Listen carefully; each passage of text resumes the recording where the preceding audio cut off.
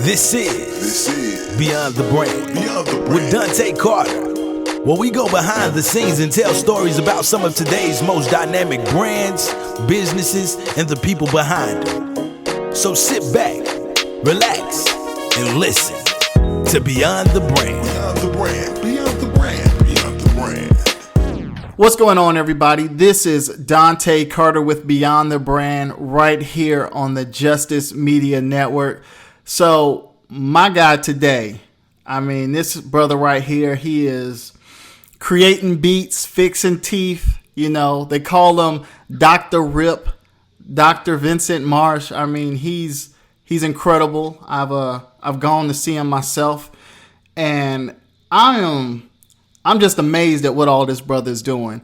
So with that, I want to bring you on to Dr. Marsh. Dr. Rip, you there? Which one should I call you? Is it Dr. Rip or Dr. Marsh? Man, either way, I answer to both. You answer to both? Man, you know, I was sitting back and I was looking at everything that you were doing, and it's so funny because so I'm good friends with Latasha. I saw you come on to her show, and I was blown away because I was trying to what's the word that I'm looking for? You know, spend a little more money in my community. And I was just like, man, but I've never been able to find a black dentist. And so when you were on her show, I was like, that's a brother? And he's a dentist? What? And so, man, I was really interested in what got you into dentistry. Like, what led you down that road? What led me down a positive experience when I was a kid. Pretty much, I was probably about 9, maybe 10, and I went to the dentist, and it was a good experience. Kind of, I don't know, for whatever reason, I was attracted to what they were doing, and it just kind of stuck with me. Truthfully, like I can't really explain it, other than whatever. I guess I liked the fact that it had like cool technology, and so that was kind of attractive to me. And I don't know, it just went from there. You know, I always wanted to help people, and so it just kind of was a good match for me.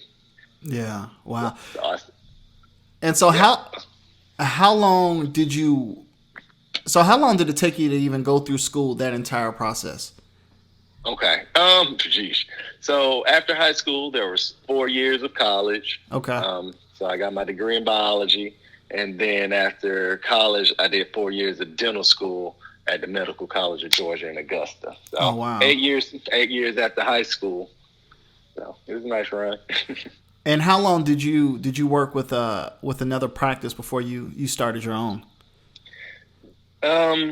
I worked for several different practices before I started my own, and I guess probably about 8 years, I think, before. Yeah, that's about right. Probably about 8 years. You know, I did what's called an associateship with different companies or different dentists, and yeah, after I did that, my goal always was to open up my own practice. So it was mainly just putting in time, saving money, learning the game as far as the business side of things. Like the dental part of it kind of came a lot easier because I spent a lot of school learning that. Yeah. But learning the business side of things was a challenge because I wasn't wired that way at first. So I had to learn and kind of catch up and, things like the insurance game and how to navigate that. Like, it was just a number of things that you come out of dental school and you're ready to be a dentist, but it's a lot of things you have no idea about how to deal with. So yeah. I took my time, worked in a few different offices, learned a lot. And when the opportunity was right, I found a practice and bought it from a retiring dentist. So that was about 6 years ago now. So. Wow. Yeah. Man, that's amazing. And speaking about navigating this world, because I know, so my wife, she owns a OB practice, and she's right across the street from Northside. And I know there's been a whole lot of navigating with this whole COVID-19 coronavirus stuff. What has that been like in the dentist world? And I kind of, I want to get that out of the way so we can get back into the other stuff, and really get into your story. But it's, right. COVID is just everywhere at this point. Yeah, it's the big baddie on the block right now. and it seems like no one necessarily knows how to approach it necessarily. In the dental world, most people I know, and I think most offices are just trying to limit contact. You know, we got a lot of people under quarantine now, self-imposed quarantine and social distancing and social isolation and these kind of things. And in dentistry, we're following suit because it's come to find out the top two occupations at risk for exposure are the dental hygienist number one and the dentist number two. And that's largely due to the aerosol we create when practicing. So for the most part, if it's not an emergency, most dentists have kind of shut it down. So we're still available. At least I know I am still available for emergency purposes. But, you know, the routine things, you kind of have to pause for the moment. What kind of goes through your mind when you hear that your profession is so at risk when it comes to this virus? Oh, I mean, you know, I always feel I practice universal precautions. So that's one thing. So for me, I don't think it freaks me out in the slightest because I assume every time I'm working, I'm at risk for something. Like, so I just make sure I take the precautions. I'm masked up, gloved up, surgical gowns on, washing hands, hand sanitizer. So, like, when I'm hearing all the commotion, and my first thought is I'm doing everything I'm supposed to be doing anyway. So it didn't really concern me all that much. But what concerns me, I guess, is I don't want to stay open and then have people in and out of my office when they need to be at home. You know, that's, one way or other, we have to, I guess, stop the spread. We just have to stay away from one another. So, it kind of hurts to have to close up shop. It hurts a lot. Yeah. But for the good of society, I guess it's the right move. Gotcha. Yeah, and I mean that's one of the reasons why we're doing the phone interview, compared to having you coming into the studio because of the whole corona and just trying to be responsible when it comes to still putting out content. Right. But another question I wanted to ask you with corona going on, have you dropped any new beats involving corona? I was up late last night. The reason why I'm asking is because I was up late last night and I was on YouTube and it was just running, it just going from song to song, and the corona clap came up, and I said, D1. Yeah, I like D1. He's really talented. Yeah, he extremely. But I wasn't sure what to say about the song, but I found myself midway through clapping along. And it achieved its purpose. I have worked on some beats. I started a new one yesterday, so probably after me and you finish talking, I'm probably going to revisit it. Yeah. And, probably look at some other things I keep in the vault that I kind of ideas that I haven't fully developed. So, I'm going to make the most out of my time away from dentistry, to be honest, and probably make a lot of beats in this time. Yeah. I got to hit you with the question they had on Brown Sugar. When did you fall in love with hip hop? Oh, wow. You're going to do me like that. Yeah. When did I fall in love with hip hop, man? Probably it was in the 90s. I know that because 90s hip hop was amazing. Yeah. Probably around the time Outkast came out with Elevators. Yeah. Yeah. Right around then. Because it is weird, right? Because I grew up in a household that did not allow, like, rap music. So that was, like, my first love was jazz music. So okay. I'm big into jazz. I play the sax, I feel like on any given day, I could probably go toe-to-toe with a lot of people in music on my sax. Like, I really believe that. But as time went and, I got a little older and I could kind of sneak away and listen to whatever I wanted to, I started discovering hip-hop a lot more. And I think that, I would say around Elevators when Outkast dropped that, although I was already on them before that. Yeah. But I just think emotionally it was just a different feel. So, the teenage years kind of thing. No, definitely. So let me ask you this. How did you kind of how did you maneuver that world, right? Because it seems to me when listening to you that there's this deep love for music, but you're also very professional and just navigating that world and deciding, okay, the whole is music worth doing professionally versus why don't I find a career and build something? Like, how did you kind of go through that entire process? Okay, so I come to the end of high school, and at that point, I knew I wanted to pursue dentistry. And at that point also, I was, fairly accomplished in music because, district honor band, all state band, these kind of things. And so I had some schools wanted me to do like a double major music biology kind of thing. And, I think I looked at it as I can always be a musician no matter what career I choose, but I couldn't always say be a dentist. Like if I decided I was going to go all in on music, then being a dentist was like not a possibility really. But being a dentist is always a possibility of staying in music. Like even if it's just on weekends, like, so that was my thought was like, I love both of these things. I really, really love music and need it in my life, but I love science. I love, the healthcare industry. I love helping people. And so when I was weighing that out, I was like, I can be a dentist. I can always make music.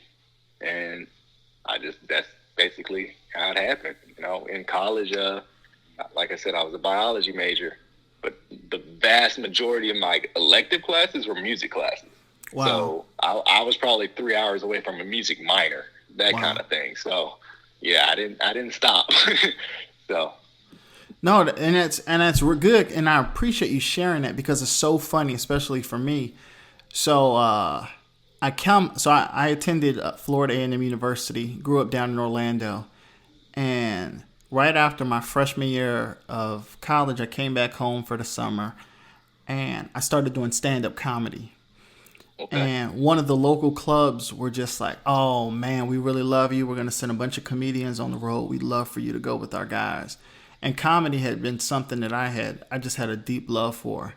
And I remembered, talking it over with my mom, and she was like, I feel like you can always do comedy.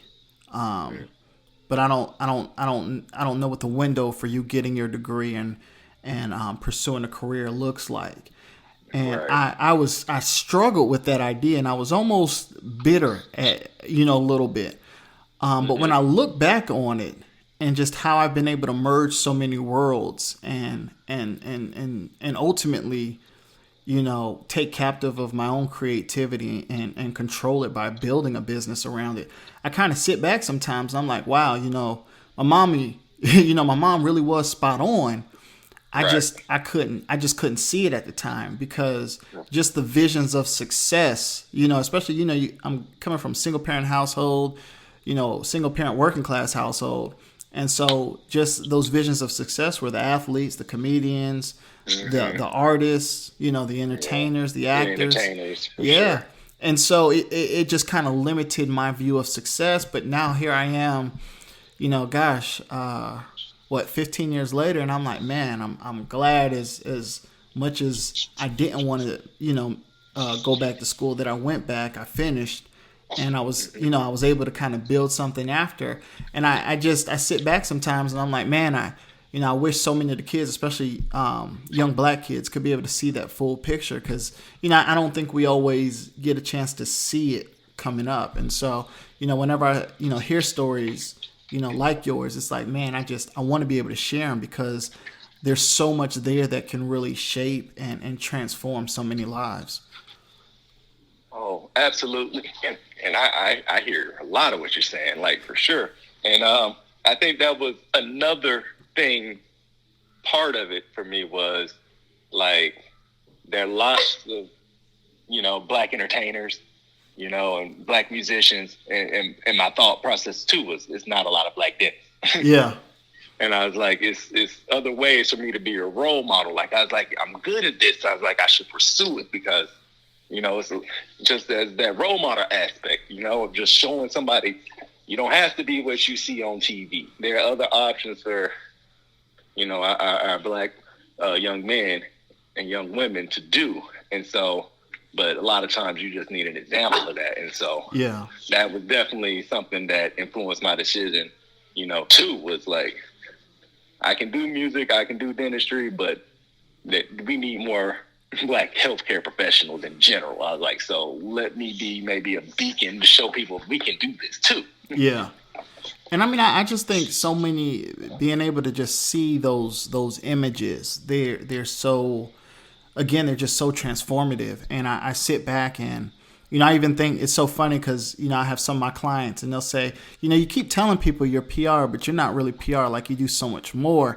And it's like, I mean, well, I'm a black PR professional, but under that umbrella, there are just so many things that, because I have a deep love of technology and tech and building, that I'm able to do under that umbrella, because that's just things that I'm passionate about. Even like, I was just kind of sitting back and, in and out of some of these meetings, and I was just like, man, what can I build that we can go out and share? And so again, it's just like having that opportunity to speak to people like you, who are very multifaceted, and being able to share that, because I'm sitting over here and I was going through your website and listening to the beats, and I was just like, man, like this is something that I could see artists on, today rapping over, things that, even the one with the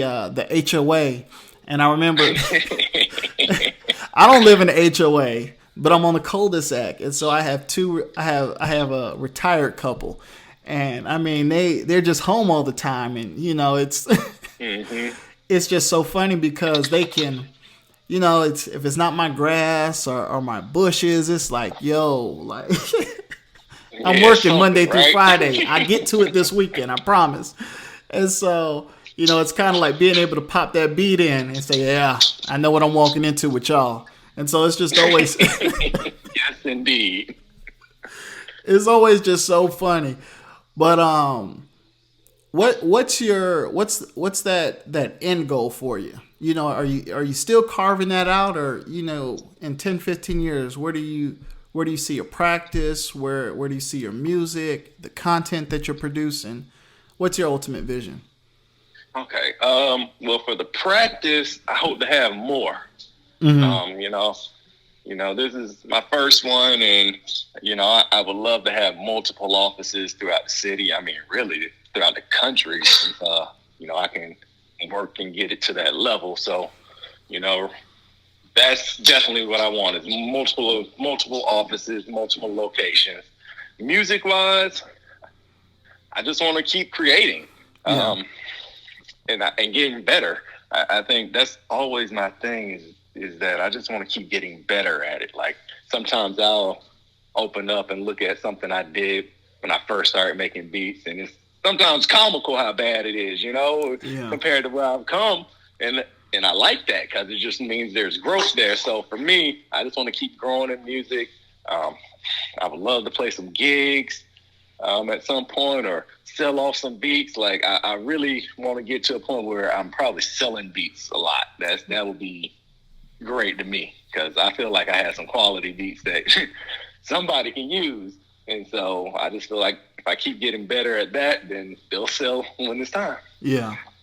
Well, and at this point, I'm not really pushing that hard. Like, I feel like if I worked as hard at music as I do dentistry, I probably would be somebody in the industry on some level. Like, I really feel that way, because I look at it, I spend solid 7 to 10 hours a day on dentistry. If I spent 7 to 10 hours on music, that's serious. There's serious growth that can be had there. So, man, it'll come together when it needs to. It's time. But hands down. So let me ask you this: how much time would you say that you spend on your music? I go through waves. Okay. I call them creativity waves, because sometimes I'm dry and it's like I don't really, and usually when I'm dry, it's because work, like my dental work, has just been overwhelming on some level. Yeah. And I feel that sometimes can kill my creativity, because the analytical portion of my brain has to be more, more on turned on, so to speak. Yeah. And so, but on average, I say a few hours a week, maybe 4 or 5 hours a week. Like it's nothing for me to come home after a day and spend an hour making a beat while I'm watching a basketball game or something like that. Yeah. And then so a few hours a week. Yeah, I mean, honestly, I think, and it's so funny because I think for you to spend that limited amount of time on it, and it's still, because again, I was listening to him, and so it's so funny just kind of sitting back, and it's just like, man, to your point, if you did have that same amount of time, it's like, where would the music be? Because I think it's good now, and I'm listening, and I hear some of the mumble rappers and and all of that, and so when I sit back and I'm listening to it on such a wide spectrum, I'm like, wow, like, there is a place for that. But I mean, I'm just, again, just so grateful to have you on and being able to share this, because these are stories that, even when I get those chances to mentor and speak to young men and young women, that, like, there are so many different people that you can look up to as role models. That was one of the things that helped me out a ton, is realizing that my mentors don't have to be in my life. I don't have to know them, but if they made it there, I can go back and I can read these books. I can look at their career trajectory, and I can fill in the gaps and figure out how to get to those places that they've reached. Oprah's been mentoring me for years, and she don't know it. I hear you, right? Exactly. Yeah. Having mentors is like huge, and I'm with you. I definitely have mentors that don't know me and I don't know personally, but I watch how they move. I observe the steps they make. And like you said, fill in the gaps as I need to. And sometimes it's not someone that's even in my industry, Yeah. I look at business models and how companies structure and their organization things. So I borrow a lot from all over the place. Yeah. And the crazy thing is, and this is something that most people don't tell you, but business models change all the time, and it's I don't think there's ever a, one size fits all for any one industry. I think it's if you figure out how to make money in that model, it works. you use it. There you go. Yes, indeed. Yeah. That's 100% true. Yeah. You got to maintain flexibility, I think, is a big part of that. Yeah, no doubt. Yeah. No doubt. Man, and so, I was curious too. So, growing up, what was that like for you? So you're growing, because you're from Atlanta, correct? Yes. And so, what part of town? Man, so a little bit of everywhere, mainly North Atlanta. I'll say North Atlanta was probably where I spent the bulk of my childhood growing up, or maybe age 8 on up to 18. And it was cool, I lived with my mom and my stepdad. He came around when I was probably about 8 years old. So they got married when I was about 8. So real good guy. And so it's us, just living the family thing, Yeah. Outside of that, I went to private school kid. So that was always interesting sometimes, primarily because they were like majority white institutions. So that can be a little different when you're a kid, a little black kid in a majority white school can definitely be it's a little interesting dynamic there. Yeah, I've been there, brother. So you understand, like it's, I always tell people I'm at the term these days is code switching, meaning, I've talked to a lot of different people. I can code switch all day. Like, I think it helped make me very, very versatile. Like, yeah, I can talk to anybody. I can relate on some level, like, from a president on down to the guy that don't have a place to stay. Like, I can talk and relate, and, because I've been around all those kind of people, Yeah. So, I think that's what growing up was for me. Diverse. I think if I had to put a word on it, diversity was what growing up was like for me. Yeah, and I think they need to have what's the word I'm looking for? A profession for code switching. Go ahead and put some in some institutions. You know how UC Berkeley, they're studying Tupac's music. Like create a curriculum on code switching. Oh because, yeah. I think I could teach that course. I swear. I mean, that's a talent. That's a talent in and of itself, and I just kind of, I sit back sometimes and, I even hear some of the folks that that I've come up with, and they say, man, you get around certain groups and you just sound different. And it's like, man, right. You got to learn how to alter that voice, alter that tone, it's right. It's about communication, right? Yeah. And being an effective communicator. True. And I think that's the thing, is like being able to be an effective communicator means knowing how to communicate with who you're talking to or communicating with. And sometimes that needs to change if you want to get your point across and also receive a point. Yeah. Oh, man, that's so true. That is so true. So, wise words, what do you want to leave with the audience? Oh, man. Be fearless. Yeah, it's a lot of and I think that's a good one, especially for this. We're in this pandemic and there's a lot of panic going on. Yeah. So be fearless. If you have a dream, pursue it. And being fearless doesn't mean being reckless, but it just means being strong in your faith that you have the ability to get the job done. And you have to believe that, 100%, even in times it may not seem realistic. Like, your belief will push you through, and being fearless, is a good thing. Danger is real. Fear is in your mind. So once you learn how to control that fear, you essentially learned how to control your mind. And once you can control your mind and how you're thinking, I mean, the sky's the limit. Once you unlock your mind and realize the only thing in your way is you. A lot of times we create problems that don't necessarily exist because of our fear keeps us in a certain place and whatnot. And, that was the thing that let me know I was ready to start a business, when I was not concerned about failing at all. Like, I wasn't scared. Like, and once I realized I didn't have that fear, to me it was like, oh, I'm ready. And so, fear will hold you back.